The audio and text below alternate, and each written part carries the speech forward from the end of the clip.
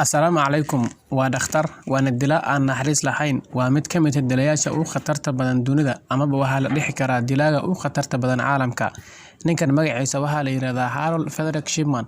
Waxa uu ku dhashay dalka Ingiriiska wuxuuna dhashay sanadku markuu ahaa 1946.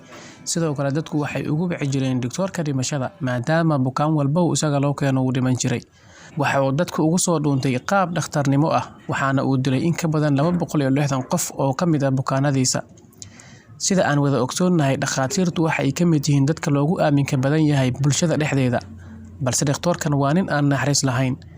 Ninkan waxbarashadiisii jaamacadeed waxa uu ku takhasusay kulliyadda medicine-ka ama dawooyinka. Wuxuu dhowr mar lagu qabtay daroogo isaga si gaar ah u samaystay laakiin mar walba ay booliisku qabtaan oo la xiro. Waxa uu iska bixin jiray xoogaa lacag ah kadibna waa la soo deyn jiray. Ugu dambeyntii Shipman waxaa laga aqbalay inuu ka mid noqdo shaqaalaha ka howlgala xarunta caafimaadka ee Donnybrook ee ku taala magaalada Hyde ee dalka Ingiriiska. Halkaas oo uu kaga raaxaystay aaminaadda bukaanada lagu aaminay si uu u daweeyo. Howlwadeenka maxalliga ee xarunta ayaa waxa ogaaday in bukaanada Dr. Shipman marka ka dambeysa ay u muuqdaan kuwa dhimanaya waliba heer aan caadi ahayn.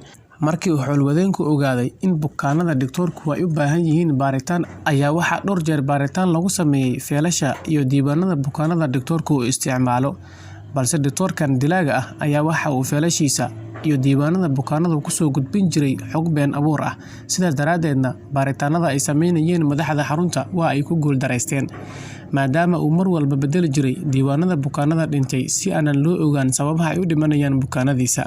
Xitaa lama ogeyn goorta uu bilaabay inuu dilo bukaanadiisa. Howlwadeenkii maxalliga ee xarunta ayaa arrinkii waxa uu u gudbiyay booliiska. Booliiskuna waxa ay baaritaanka iyo xaqiijinta arrinkan ku qaadatay waqti dheer. Ugu dambeyntii waxaa la soo bandhigay cadeymo muujinaya in shiishadaha daroogada uu adeegsan jiray bukaanada loo keeno si uu u daweeyo.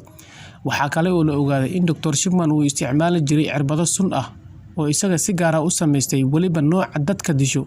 Haddii bukaanada lagu durana aanan soo naaxaynin ilaa uu ka dhinto bukaanka.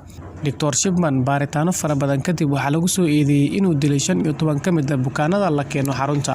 Markii maxkamadda la soo taagay waxa markaatiyaasha dambiga ku soo cadeeyay ka mid ahaa haweeney qareen oo hooyadeed ka mid ahayd bukaanada gacantiisa uu ku dilay Dr. Shipman. Maadaama baaritaanka meedka hooyadeed ay ku sameysay ku soo ogaatay inuu doctorku dilay waliba uu u adeegsaday cirbado sun ah. Dr. Harold Shipman oo sidoo kale loo yaqaan doctorka dhimashada ayaa waxa ay maxkamaddu ku xukuntay xabsi daa'im.